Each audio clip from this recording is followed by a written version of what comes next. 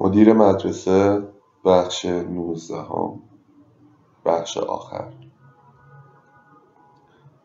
تا 2 روز بعد که موعد احضار بود اصلا از خانه در نیامدم.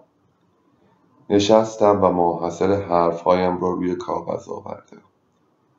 حرفهایی که با همه چرندی هر وزیر فرهنگی میتوانست با آن یک برنامه 7 ساله برای کارش بریزد.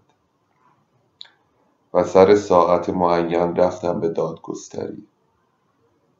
اتاق معین و بازپرس معین. در را باز کردم و سلام.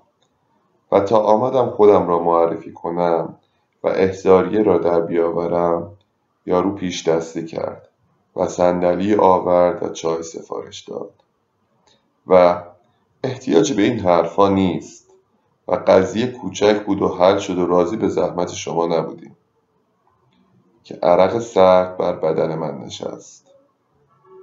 چاییم را که خوردم روی همان کاغذهای نشاندار دادگستری استدعا نامه‌ام را نوشتم و به نام همکلاسی پخمه‌ام که تازه رئیس فرهنگ شده بود دم در پست کردم.